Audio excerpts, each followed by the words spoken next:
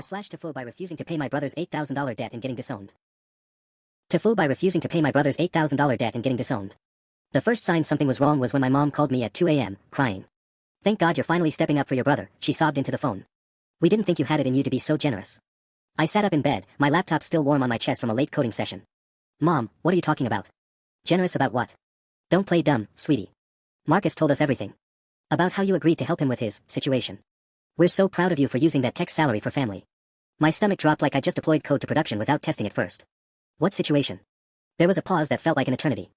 "The money he owes those people. The $8,000. He said you two worked it all out last weekend when he visited you. I hadn't seen Marcus in 3 months. Mom, I need you to listen to me very carefully. I have no idea what Marcus told you, but... Oh honey, you don't need to be modest. We already cut off his trust fund payment since you're handling it now. It's about time he learned to stand on his own 2 feet, and it's beautiful that you're helping him transition." The phone nearly slipped from my hand. "You cut off his what?" "Mom, I never agreed to anything. I don't know what debt you're talking about." The silence that followed was deafening. When she spoke again, her voice had completely changed.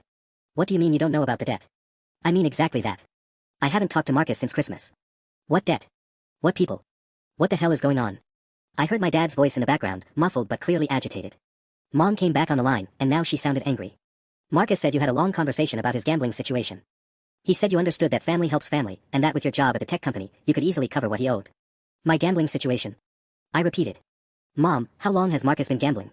"That's not the point right now," she snapped. "The point is that we made a decision based on what he told us, and now you're saying it's not true." I was fully awake now, pacing my apartment in boxers and a ratty t-shirt. "It's absolutely not true. I never agreed to pay anyone's debt. I didn't even know Marcus was gambling. Why would you cut off his trust fund based on something I supposedly said without talking to me first?" "Because we trusted our son," Dad's voice came through, he'd taken the phone. "Marcus said you wanted to keep it quiet because you didn't want praise for being generous. He said you were embarrassed about having money when he was struggling." I laughed, but there was no humor in it. "Dad, you do realize that makes no sense, right? Why would I be embarrassed about having money? And since when is Marcus struggling? Last I heard, his trust fund was paying his rent on that downtown loft." "Don't get smart with us," Dad warned. "Your brother is in serious trouble. He owes some very unforgiving people a lot of money, and he told us his loving brother was going to help him out. Now you're telling us you won't help your own family." The manipulation was so smooth I almost missed it. "Almost. I'm telling you that Marcus lied to you." The line went dead silent except for the sound of my dad's heavy breathing. "Marcus doesn't lie to us," Mom said, having taken the phone back. Her voice was ice cold now. "He's made mistakes, yes, but he wouldn't lie about something this serious. Wouldn't he?" I shot back. "Mom, think about this logically. When has Marcus ever told you guys about his problems before they became catastrophic? Remember when you found out he'd been failing college for an entire semester? Or when his last girlfriend called you crying because he'd been cheating on her for months? Marcus doesn't exactly have a track record of honesty." "Those were different situations," Dad interjected. "He was younger then. He's 31 years old." The words came out louder than I intended, probably waking my neighbors. "At what age does he become responsible for his own choices?" "Watch your tone," Dad warned. "You're talking about your brother. My brother who apparently told you I'd pay his gambling debts without bothering to ask me first. My brother who somehow convinced you to cut off his income based on a conversation that never happened. How is this not clicking for you?" There was muffled conversation in the background, my parents were clearly conferring with each other with hands over the phone. When Mom came back, her voice had that dangerous calm that I remembered from childhood. "We're going to call Marcus right now and sort this out. But I'm telling you, if you're backing out of helping your brother because you're being petty or selfish, we're going to have a serious problem. I can't back out of something I never agreed to do in the first place." The call ended abruptly. I stared at my phone screen, wondering if I was having some kind of stress-induced nightmare. But no, my laptop was still open to the code I'd been debugging, my coffee mug still warm on the nightstand. This was really happening. 20 minutes later, my phone exploded with activity. First, a text from Marcus, "Dude, what the hell? Why did you tell them you wouldn't help me?" Then another, "You're really going to let me get hurt over 8 grand? It's nothing to you." And another, "I told them you already said yes because I knew you'd come through for me. You always do." The sheer audacity was breathtaking. I was typing a response when my phone rang again. "Marcus. Before you say anything," he started, talking fast, "I can explain." "Oh, this should be good. Look, I knew if I asked you directly, you'd give me some lecture about responsibility and make me jump through hoops. But I also knew that deep down, you wouldn't let your brother get seriously hurt over money that's basically pocket change for you." "Pocket change?" I couldn't believe what I was hearing. "Marcus, $8,000 is 2 months of my rent. And that's not even the point is that you lied to our parents and told them I already agreed to pay your gambling debts. Because I knew you would," he insisted. "I was just streamlining the process." "Streamlining the process of fraud, you mean?" "Don't be dramatic. Look, these guys aren't going to wait much longer. I've already missed 2 deadlines. Can we please just handle the family drama later and focus on the real problem here? The real problem is that you're a liar and a manipulator, and somehow I'm the bad guy for not enabling it. Jesus Christ, just wire me the money. You can afford it, I can't, end of story." That's when I realized something that made my blood run cold. "Marcus, how exactly do you know how much money I make?" The pause was telling. "What do you mean?" You keep talking about my tech salary like you know exactly what I earn. How do you know that? Another pause. Lucky guess. But I was already opening my laptop, a terrible suspicion forming in my mind. I pulled up my banking apps, my heart hammering as I checked my login history. There it was, 3 unauthorized access attempts from a different IP address last month, right around the time Marcus had stopped by to pick up that book I'd never lent him. The same weekend I'd stupidly left my laptop open while I ran to grab us takeout. Marcus, I said slowly, did you go through my computer when you were here in February? I don't know what you're talking about. But his voice had that same tone it used to get when we were kids and Mom would find candy wrappers under his bed. I started checking my other accounts, credit cards, investment portfolio, even my work email. The digital footprints were subtle, but they were there. Someone had been very carefully looking through my financial information. You son of a bitch, I whispered. You've been spying on my finances. Look, I just needed to know. How long? I cut him off. How long have you been going through my accounts? It's not like that. I needed to know if you could actually help me when the time came. I wasn't stealing anything. You weren't stealing money, but you stole my privacy. My financial information. Do you have any idea how illegal this is? I was pacing again, my mind racing through all the implications. Jesus, Marcus, what else have you looked at? My work files. My personal emails. I only looked at bank stuff, I swear. And only because I was desperate. Desperate enough to commit identity theft, apparently. I pulled up my credit monitoring app, scanning for any accounts I didn't recognize. How did you even get my passwords? You use the same password for everything. It's Mom's maiden name plus your graduation year. Not exactly Fort Knox. The casual way he said it made my skin crawl. This wasn't a moment of panic or desperation, this was calculated. Planned. He'd been systematically gathering information about my finances to use against me. So let me get this straight, I said, sinking into my desk chair. You illegally accessed my accounts to figure out exactly how much money I make. Then you used that information to convince our parents that I could easily afford to pay your gambling debts. Then you told them I'd already agreed to it, knowing they'd cut off your trust fund and leave me holding the bag. When you put it like that, it sounds worse than it is. How could it possibly sound worse than it is? Marcus, you committed crimes to manipulate our entire family. I committed crimes. His voice was getting defensive now. What about family loyalty? What about helping your brother when he's in trouble? What about the fact that you created this trouble yourself? What about taking responsibility for your own choices? Easy to say when you're sitting pretty with your six-figure salary. Which you know about because you hacked into my accounts. My phone buzzed with another call. Mom again. I let it go to voicemail, but the notification showed she'd already called 3 more times while I was talking to Marcus. Look, Marcus said, and now his voice had shifted to the wheedling tone I remembered from childhood. We can figure out the computer thing later. Right now, I need that money. Today. These guys aren't going to care about our family drama. What guys, Marcus? Who exactly do you owe money to? Does it matter? Yeah, it actually does matter. Are we talking about a casino? Online poker? Some loan shark who's going to break your legs? The silence stretched long enough that I started to wonder if he'd hung up. Marcus? It's complicated. Complicated how? I pressed, but something in his silence was setting off every alarm bell in my head. Marcus, answer me. Who do you owe money to? It's not like what you're thinking. I'm thinking a lot of things right now, and none of them are good. Start talking. He let out a shaky breath. Okay, so you know how I've been doing the online poker thing, right? Well, there are these private games, higher stakes, more exclusive. Jesus, Marcus. But here's the thing, I was winning. For months, I was actually making decent money. That's how I've been covering my expenses since Mom and Dad reduced my allowance last year. My stomach dropped. They reduced your allowance. When? It doesn't matter when. It absolutely matters when. How long have you been lying to me about having money? Another pause. Since Christmas. Since Christmas. I was practically shouting now. Marcus, that's almost 4 months. I bought you dinner at least 6 times since then. You let me pay for Dad's birthday dinner because you forgot your wallet. You borrowed my Netflix password because you said you were cutting back on expenses for a few weeks. I was going to pay you back when I started winning again. When you started winning again at illegal poker games. They're not illegal, they're just private. I pulled up a new browser window and started changing every password I could think of. Bank accounts, email, social media, work systems, everything. Okay, so you've been funding your life through underground gambling for 4 months. That still doesn't explain who you owe money to. There's this guy, Tommy. He runs the games out of his place in the warehouse district. Nice guy, actually. Very professional. Professional loan shark, you mean? He's not a loan shark. He spots players when they hit rough patches. It's like a courtesy thing. I stopped typing. Marcus, tell me you didn't borrow money from some random guy who runs illegal poker games out of a warehouse. It's not random, I've been playing there for months. And it's not illegal, it's just private. There's a difference. There's really not. And what do you mean he spots the players? What are his terms? It's totally reasonable. Just the principal plus 20%, and he gives you 2 weeks to pay. 20% for 2 weeks. I did the math in my head. Marcus, that's over 500% annual interest. That's not reasonable, that's predatory. But I was supposed to win it back before the deadline. I had a system. You had a system, I repeated flatly. Let me guess, it didn't work. I had some bad beats. It happens to everyone. So now you owe this Tommy guy $8,000, and instead of explaining the situation to our parents like an adult, you decided to hack my computer, forge my consent, and manipulate everyone into making me responsible for your debt to what sounds like organized crime. It's not organized crime. Tommy's just a businessman. Businessmen don't loan money at 500% interest out of warehouses, Marcus. My phone was buzzing constantly now, texts from mom, missed calls from dad, even a message from my Aunt Linda that just said, call me ASAP. Word was clearly spreading through the family network. Look, Marcus said, I know how it sounds. But I've met these guys.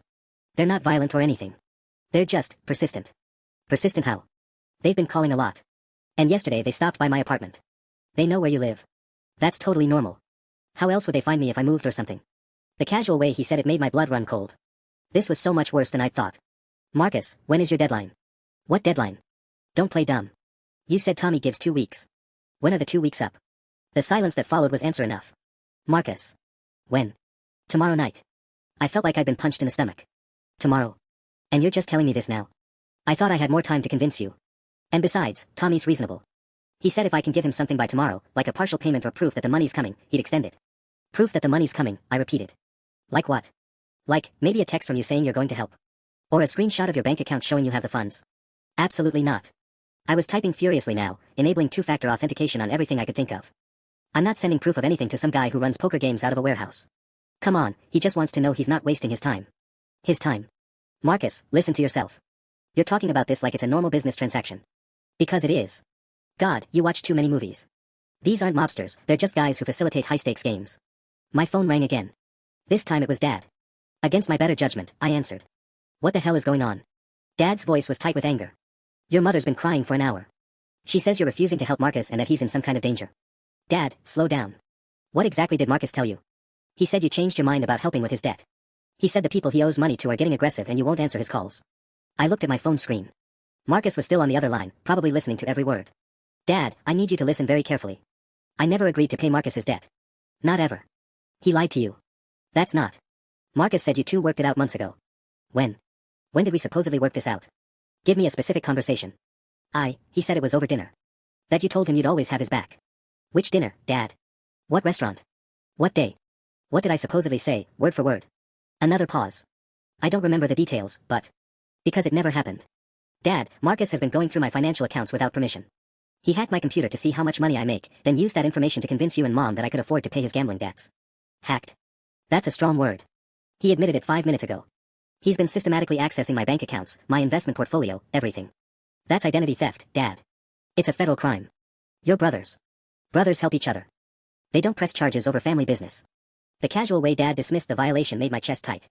This isn't about pressing charges. This is about the fact that Marcus created an elaborate lie to manipulate all of us. Marcus says these people are dangerous. That they came to his apartment. My blood ran cold. He told you that? Just now, when he called your mother back. He's scared, kiddo. Really scared. I switched back to Marcus's line. You told Dad that Tommy's people came to your apartment. They did come to my apartment. You just told me they weren't violent.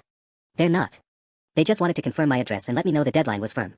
Marcus, men showing up at your door to confirm your address and remind you about debt payments is literally the definition of intimidation. It wasn't intimidation, it was professional courtesy. I switched back to Dad's line. Dad, are you hearing this? Dad, are you hearing this? Marcus is describing intimidation tactics and calling them professional courtesy. These people showed up at his apartment to threaten him. Now hold on, Dad said, his voice taking on that familiar tone he used when he was about to defend Marcus. Let's not jump to conclusions. Maybe they were just confirming details. Details for what, Dad? It's a debt collection. They know where he lives because they need leverage. You're being dramatic. Marcus said they were polite. I felt like I was losing my mind. Dad, can you please put me on speaker so Marcus can hear this too? I'm not on with Marcus right now. Yes, you are. I've got him on the other line. Marcus, are you listening to this? Marcus's voice came through, sheepish. Yeah, I'm here. Good. Now we're all going to have an honest conversation. Marcus, tell Dad exactly what these men said to you when they showed up at your apartment. It wasn't a big deal. Tell him exactly what they said. A long pause. They said they were there to verify my address and make sure I understood that tomorrow was a hard deadline. No extensions without payment or collateral. Dad's voice, that sounds reasonable. Dad. I couldn't believe what I was hearing. They showed up unannounced at his home to deliver threats about a deadline. How is that reasonable? It's not threats, it's business. Marcus owes them money. Money he borrowed at 500% annual interest from people who run poker games out of warehouses. 500%. Now Dad sounded concerned. Marcus, is that right? It's 20% for 2 weeks. That's totally standard for short-term lending. I did the math out loud, 20% every 2 weeks, Dad. That's 520% annually. Credit cards are around 25%. Payday loans, which are considered predatory, max out around 400%. This is worse than payday loans. Marcus, Dad's voice was sharper now. Where exactly did you meet these people? Through a guy at the gym. He invited me to a private game. What guy? Do we know him? His name's Jake. He's not really a close friend. I jumped in, so a stranger at the gym invited you to illegal gambling, you borrowed money from loan sharks, and now they're making house calls. Dad, does this sound like something our family should be bailing him out of? It's not illegal. Marcus protested. Marcus, Dad said slowly, are these games licensed? Do they pay taxes? Are they regulated by the state? Silence. That makes them illegal, son. But everyone plays in them. Half the guys at the gym go to these games. I felt a small victory, finally getting Dad to see reason. But then he said, okay, so Marcus made some poor choices. That doesn't mean we abandon him when he's in trouble. My heart sank. Dad, I'm not abandoning him. I'm refusing to enable him. What's the difference? He needs $8,000 by tomorrow night. The difference is that paying this debt doesn't solve anything. It just teaches Marcus that his actions don't have consequences because family will always bail him out.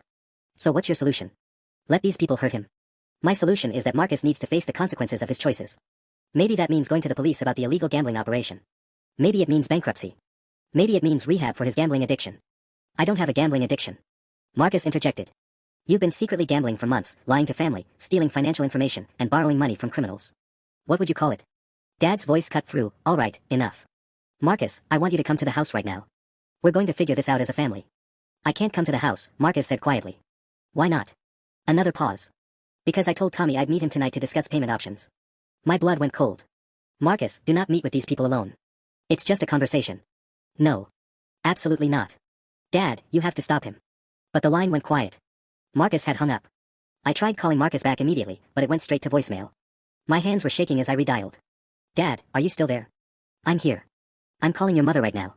We need to find Marcus before he does something stupid. Should we call the police? And tell them what? That our son is meeting with people about a debt. They'll laugh us off the phone. He was probably right, but I felt sick thinking about Marcus walking into whatever trap these people might have set. Dad, I'm coming over. Good. Your mother will want to see you. 20 minutes later, I was sitting in my childhood kitchen while Mom paced back and forth, clutching her phone like a lifeline. She'd called Marcus 17 times. I counted. This is your fault, she said without looking at me. He's desperate because he knows his own brother won't help him. Mom, please. We've been over this. Have we? Because all I know is that Marcus is somewhere in the city meeting with dangerous people while you sit here with $8,000 in your checking account. I stared at her. How do you know how much money I have in my checking account? Dad cleared his throat. Marcus mentioned you'd shown him your banking app. When? When did I supposedly show him my banking app? I don't know the specifics. Because it never happened. Marcus hacked into my accounts, Dad. He committed a federal crime to get that information, then lied to you about how he got it. Mom whirled around. Stop calling it hacking. He's your brother. Brothers share things. Brothers don't secretly access each other's private financial information. Oh, please. You probably gave him your passwords years ago and forgot. I pulled out my laptop and opened my banking website. Fine. Let's test that theory. What's my password, Mom? She threw up her hands. How would I know your password? Exactly. Because normal people don't share their banking passwords with family members. Marcus got this information illegally. Dad leaned forward. Okay, let's say you're right about the password thing. Marcus still needs help right now. We can deal with the other stuff later. There won't be a later if we keep enabling him. Don't you see the pattern here? What pattern? Mom snapped. I took a deep breath. 2 years ago, Marcus borrowed money from your joint savings without asking. You called it a misunderstanding. Last year, he used Dad's credit card information to buy a motorcycle, claiming Dad said it was okay. You paid it off rather than make waves. 6 months ago, he asked me for $3,000 for car repairs and I found out he spent it on weekend trips to Atlantic City. He paid you back for that, Dad said. He paid me back with money he borrowed from you. He took out a personal loan using you as a cosigner and never told you the real reason. Mom's face went white. What personal loan? I looked between my parents. The $5,000 personal loan from your bank. Marcus said he needed it for certification courses for work. You co-signed in March. Those courses were real, Dad said, but his voice was uncertain. Dad, Marcus got fired from that job in February. I saw the termination paperwork when I helped him with his unemployment claim. What certification courses was he taking for a job he didn't have? The kitchen went dead silent except for the humming of the refrigerator. Mom's phone rang. All three of us jumped. Marcus? Mom answered on the first ring. Oh, thank God. Where are you? She listened for a moment, her face cycling through relief, confusion, and then horror. What do you mean they want collateral? What kind of collateral? My stomach dropped. Marcus, come home right now. Do not give them anything. Do you hear me? But when she looked at her phone, the call had ended. Mom tried calling Marcus back, but it went straight to voicemail. Dad was already grabbing his car keys. I'm going to look for him, he said. He mentioned meeting at some warehouse district downtown. Dad, you don't even know which warehouse. And if these are actually dangerous people, you can't just show up. So what's your plan? Sit here and wait. I felt the weight of the situation crushing down on me. Let me try something first. I called Marcus's gym. It was a long shot, but maybe someone there knew this Jake person or had information about the games. Hi, I'm trying to reach my brother Marcus. He mentioned meeting someone named Jake from your gym. It's a family emergency. The guy who answered hesitated. Look man, I don't know what your brother's gotten into, but Jake stopped coming around here like 2 weeks ago. Word is he owed the wrong people money and had to leave town. My blood ran cold. What do you mean he left town? I mean his membership got cancelled, his locker got cleaned out, and nobody's seen him since. Some guys were asking around about him, real unfriendly types. I hung up and turned to my parents. Jake's gone. He disappeared 2 weeks ago, apparently because he owed money to dangerous people. Mom sank into a chair. So who is Marcus meeting with? I don't think he's meeting with anyone about payment plans, I said slowly. I think they called him in because they know Jake skipped town and they want to collect on whatever Jake owed through the people Jake brought to their games. Dad's face went pale. You mean Marcus isn't just in debt for his own gambling? I think Marcus might be on the hook for Jake's debts too. That would explain why the amount jumped from 3,000 to 8,000 so quickly. Mom's phone buzzed with a text. She read it and immediately started crying. What does it say? Dad demanded. With shaking hands, she held up the phone. The message from Marcus read, they want the title to Dad's car as collateral. Said if I don't bring it tonight, they'll add Jake's remaining balance to what I owe. That's another $12,000. I'm going home to get the title from Dad's desk. He's not getting my car title, Dad said firmly. But if he doesn't bring it, they'll add 12,000 more to his debt, Mom said through her tears. Mom, they're going to keep adding to his debt no matter what we do. This is how these operations work. They get you in deep, then they own you. Dad was already calling the house phone. Maybe we can catch him there. No answer. I stood up. I'm driving to the house. If Marcus is there, I'm going to physically stop him from taking that title. I'm coming with you, Dad said. Me too, Mom added, grabbing her purse. As we rushed toward the door, my phone rang. Unknown number. Don't answer it, Dad said, but I was already swiping to accept. Is this Marcus's brother? The voice was calm, professional, terrifying. Who is this? Someone who's trying to help your family avoid a bigger problem. Your brother's here with us right now. He's safe. But we need to discuss the situation with Jake. In the background, I could hear Marcus's voice. I didn't know Jake was going to run. I swear I didn't know. What do you want? I asked. We want to resolve this reasonably. Jake left town owing us $18,000. Marcus brought Jake to our games, vouched for him, introduced him to other players. That makes Marcus responsible for Jake's debts under our agreement. That's not how legal contracts work. The man chuckled. This isn't a legal contract, son. This is business. Jake's gone, but Marcus is here. And according to Marcus, his family has money. So we can work something out. How much money are we talking about? 26,000, total. Jake's 18 plus Marcus is 8. But we're reasonable people. We'll take 20 even, if it's cash and it's tonight. The line went quiet except for some muffled conversation I couldn't make out. Then Marcus's voice came on the phone. Please, he whispered. They showed me pictures of what happened to the last guy who tried to walk away from his debt. The phone went dead. For a moment, the three of us just stood there in the driveway, staring at my silent phone like it might ring again with better news. $20,000, Mom whispered. They want $20,000. Dad was already walking toward his car. I'm calling the police. No. I grabbed his arm. Dad, think about this. If we call the cops now, while Marcus is with them, what do you think happens to him before the police even figure out where he is? So what's your suggestion? We just pay them. I don't have $20,000 in cash. Do you? Dad stopped walking. The bank's closed. Even if I liquidated some investments, that would take days. Mom was pacing in small circles. What about a cash advance on the credit cards? The limits aren't that high, and even if they were, the fees would be. I stopped myself. Listen to us. We're actually discussing the logistics of paying criminals who are holding Marcus hostage. He's not a hostage, Mom said quickly. The man said Marcus went there voluntarily. Mom, Marcus is scared to leave. That's the definition of being held against his will. My phone buzzed with a text from an unknown number. It was a photo of Marcus sitting at what looked like a card table in a concrete room. He was holding up today's newspaper. His face was pale but he didn't appear to be physically hurt. Another text followed, your brother is safe. We're not unreasonable people. But we are business people. You have until midnight to decide how you want to handle this. Midnight, I read aloud. It's already 8:30. Dad pulled out his own phone. I'm calling Tom Morrison. He might be able to help us get cash together quickly. Dad, Tom Morrison is your golf buddy. You can't ask him for $20,000. He's also got connections at the bank. Maybe he can authorize an emergency withdrawal or something. While Dad made his call, Mom grabbed my arm. There has to be another way.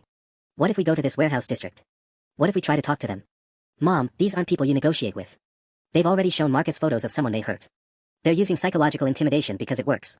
So we just abandon him. I didn't say that. But we need to be smart about this. Dad hung up his call, looking frustrated. Tom's not answering. It's Saturday night, he's probably out with his wife. My phone rang again. Same unknown number. We need an answer, the calm voice said. Your brother is getting anxious, and anxiety makes people unpredictable. We're working on getting the money together, but the banks are closed. We need more time.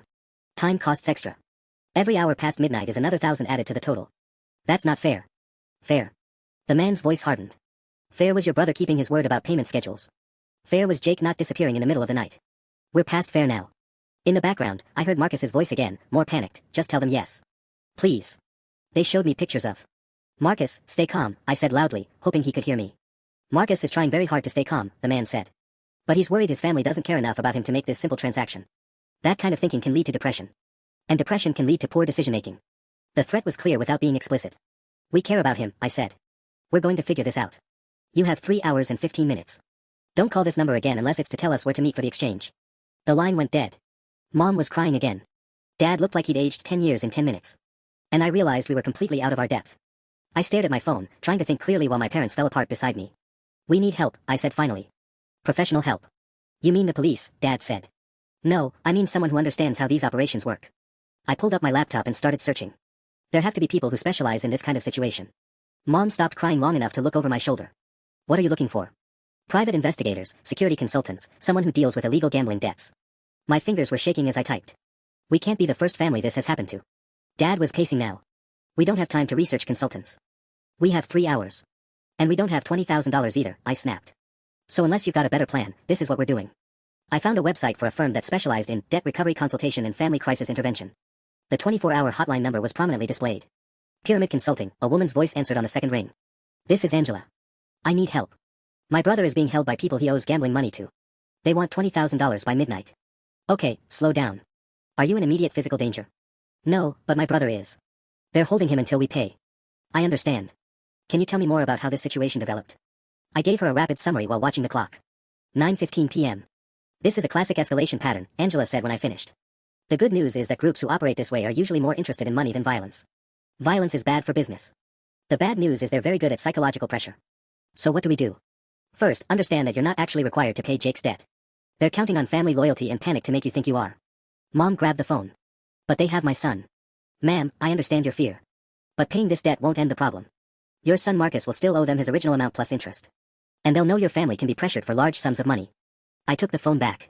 So what's the alternative? We call their bluff. In most cases, when families don't pay, they pressure the actual debtor to work off what he owes through recruitment or services. What kind of services? Dad demanded. Bringing in new players, collecting debts from other families, sometimes moving money or running errands. It's not pleasant, but it's not life-threatening. That sounds like they're recruiting him into criminal activity, I said. Unfortunately, that's often how these situations resolve when families can't or won't pay. My phone buzzed with another text. This time it was a video of Marcus sitting in the same concrete room, but now there were 2 large men standing behind him. We just got another message, I told Angela. They sent a video. They're escalating the psychological pressure. This is exactly what I'd expect as you get closer to their deadline. The video was only 10 seconds long, but Marcus looked terrified. One of the men put his hand on Marcus's shoulder in what could have been a friendly gesture or a threat. What if we offer them partial payment? Mom asked. What if we give them what we can get tonight and promise the rest? That's possible, Angela said. But you need to understand that you'll be entering into an ongoing relationship with these people. They'll have leverage over your family indefinitely. Dad checked his watch. It's 9:30. We need to make a decision. There's one more option, Angela said quietly. Sometimes these situations can be resolved through intermediaries. People who know how to negotiate with these groups. You mean you? I asked. My partner Jake specializes in this kind of intervention. He's former law enforcement, has connections in this world. But his services aren't cheap, and there's no guarantee. How much? Dad asked. $5,000, cash, whether it works or not. Mom laughed bitterly. So instead of paying $20,000 to criminals, we pay $5,000 to you and maybe still end up paying the criminals. Ma'am, we're offering you an alternative to either paying the full amount or losing your son to these people permanently. My phone rang. The unknown number again. Time's running short, the calm voice said. Your brother is asking to speak with you. There was rustling, then Marcus's voice, shaky and desperate, they're losing patience. Please, just bring the money. Dad's car, Mom's jewelry, whatever you can liquidate. They said they'll work with us if we show good faith tonight. Marcus, listen to me. No. His voice cracked. You don't understand. Jake didn't just run away. They found his car abandoned near the river. You need to bring them something tonight or... The line went dead. The room fell silent except for Mom's sharp intake of breath. Jake's car was found near the river, I said slowly. That changes things, Angela said, having heard through the speaker. We need to move fast. What does that mean exactly? Dad asked Angela, his voice barely steady. It means they're not just running a standard debt collection operation. If they actually harm Jake, they're more dangerous than typical gambling enforcement. Angela's professional tone had shifted. We need my partner involved immediately, but I have to warn you, the police might be your best option at this point. No police, Mom said instantly. If these people are as dangerous as you're saying, involving the police could get Marcus killed. My phone buzzed with another text. Just an address in the warehouse district and 11:30 p.m. Come alone. They moved up the timeline, I said, showing the message. And they want me to come alone. Absolutely not, Dad said. If anyone's going, it's me. Dad, they specifically said me. They've been tracking our family dynamics this whole time, they know you and Mom have been cut off for money, and they know I'm the one with liquid assets. Angela's voice cut through our argument. Nobody should go alone to meet these people, especially not with empty hands. You're walking into a controlled environment where they have all the advantages. So what's your partner's plan? I asked. Jake would meet them instead of you. He'd negotiate for Marcus's release with a partial payment and a structured plan for the rest. These groups usually prefer guaranteed payments over time rather than risking violence that brings police attention. Usually. Mom caught the qualifier. Every situation is different. But Jake has resolved dozens of these cases without anyone getting seriously hurt. Dad was already reaching for his wallet. 5,000, you said. Dad, wait. I put my hand on his arm. We're making decisions based on panic. Let me think for a minute. But there wasn't time to think. My phone rang again. Change of plans, the calm voice said. We're going to make this simple. Your brother is going to work off his debt through services for our organization. Consider this his new employment. What kind of services? I demanded. Marcus has a college degree and a clean record. Those are valuable assets in our business. He'll be helping us with client recruitment and account management. The euphemisms were chilling. You mean you're forcing him to bring in new gamblers and collect debts from other families? I mean we're offering him a career opportunity that lets him resolve his financial obligations while learning valuable skills. In the background, I could hear Marcus protesting. No, please, my family will pay. Just give them more time. Marcus has accepted our employment offer, the man continued smoothly. He starts immediately.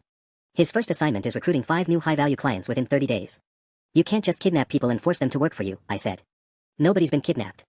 Marcus is here voluntarily, working off a debt he voluntarily incurred. He's free to leave any time he satisfies his financial obligations. How much would it cost to buy out his employment contract? Dad asked, grabbing the phone from me. There was a pause. The buyout option expires in 45 minutes. After that, Marcus becomes a full-time team member with expanding responsibilities. How much?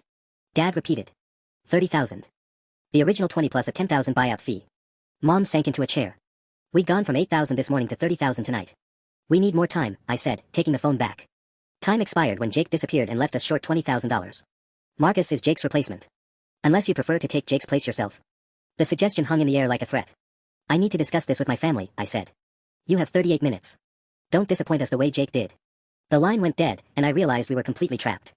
The silence after the call ended felt like suffocation. 38 minutes to come up with $30,000, or lose Marcus to whatever had happened to Jake. We have to try the bank, Mom said, already grabbing her purse. Emergency loan, credit line, something. Mom, it's almost 10 p.m. on a Friday. Banks are closed, and even if they weren't, no one approves $30,000 in under an hour. Dad was frantically typing on his phone. I'm calling everyone I know. Richard might lend us money, or Tom from the golf club. Dad, stop. The desperation in the room was making it hard to think clearly. Even if someone had that kind of cash available tonight, how do we know paying won't just make this worse? Angela's voice came through the speaker, calmer than the rest of us. You need to consider that this might be a long-term extortion scheme. Even if you pay tonight, they'll know your family is good for large sums under pressure. So what's your professional recommendation? I asked. Let Jake try to negotiate with them. He can meet them with whatever cash you can gather tonight, maybe 5 or 10,000, and try to set up a payment plan for the rest. And if they refuse? Then Marcus becomes their employee, but Jake can sometimes negotiate better working conditions. Make sure Marcus isn't forced into anything violent or directly criminal. The absurdity hit me. We were discussing negotiating terms for my brother's forced employment with criminals like it was a job contract. My phone buzzed with a text from an unknown number, not the same one as before. Don't trust the woman on the phone. Angela Chen works both sides. She tips off collectors about family assets in exchange for finder's fees. Check her license, it was suspended 6 months ago. I stared at the message, my blood running cold. Angela, what's your license number? I'm sorry, what? Your license number. I need to verify something. There was a pause that lasted too long. Why would you need that right now? We're running out of time to help your brother. Because I just got a message saying you're not who you claim to be. Dad grabbed my phone and read the text. His face went pale. She's been listening to everything. Our finances, our family situation, Marcus's location. Look, there's been a misunderstanding, Angela said quickly. Yes, I had some licensing issues last year, but that doesn't change the fact that your brother is in immediate danger. What kind of licensing issues? Mom demanded. Administrative stuff. The important thing is that Jake can still help you tonight. I was already Googling her name on my laptop.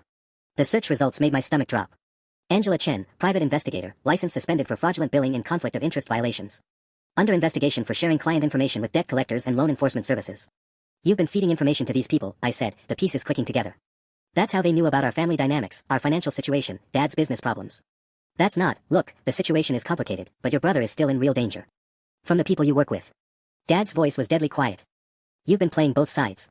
Taking money from families in crisis while feeding intelligence to the criminals threatening them. My phone rang again. The original number. I see you've discovered our business associate, the calm voice said. Angela is very good at her job. She's been tracking your family's situation since Marcus first missed his payment 3 weeks ago. 3 weeks. You've been planning this for 3 weeks. We prefer thorough preparation. Angela helped us understand your family's pressure points, your financial capacity, and your emotional triggers. Very professional work. In the background, Angela was still talking through my laptop speakers, but her tone had changed. The offer for Jake's services is still legitimate. He can still negotiate for your brother. At a $5,000 fee that goes straight to your partners, I said. 32 minutes left, the man on the phone reminded me. With or without Angela's help, your brother's situation remains the same. 30,000 for his freedom, or he starts his new career tonight. I hung up and slammed the laptop shut, cutting off Angela's protests. We were completely on our own, with no time, no money, and no idea who else might be working against us. The silence in the room felt deafening after cutting off Angela's feed. 31 minutes left, and we just discovered that our only help had been working against us from the beginning. We need to think about this differently, I said, trying to push down the panic. What if this whole thing is a setup? What if Marcus isn't actually in danger, but they're using our fear to extort money? Dad shook his head. We heard his voice. He was scared. We heard someone who sounded scared. But think about it, Marcus has lied to us repeatedly. He told you I'd agreed to pay his debts. What if he's in on this whole scheme? Mom looked horrified. You think your own brother would fake being kidnapped? I think my brother would do anything to get $30,000. The words tasted bitter, but I couldn't ignore the possibility. Angela's been feeding them information for weeks. They know exactly how to manipulate us, threatening family, creating time pressure, escalating the stakes. My phone buzzed with another text, check the parking lot. I walked to the window and looked down at the street. A black sedan sat directly across from our building, engine running. As I watched, someone in the passenger seat raised what looked like a camera or phone and pointed it at our window. They're watching us, I said, stepping back from the glass. Right now. There's a car outside. Dad joined me at the window. That could be anyone. Dad, they know we discovered Angela. They called immediately after I googled her name. They're monitoring us somehow. Mom had gone very quiet. When I turned around, she was staring at her phone with a strange expression. Mom. I just got a friend request on Facebook, she said slowly. From Marcus. What do you mean? Marcus has been on your Facebook for years. No, this is a new account. Created today. She showed me the screen. It was definitely Marcus's photo, but the profile was completely empty except for the request sent 20 minutes ago. I felt ice in my veins. They have access to his accounts. They've been creating fake profiles, probably going through his contacts. Dad's phone rang. His business partner's name showed on the screen. Richard. It's late, what's? Dad's face changed as he listened. What do you mean someone called asking about emergency loans? No, I didn't give anyone permission to.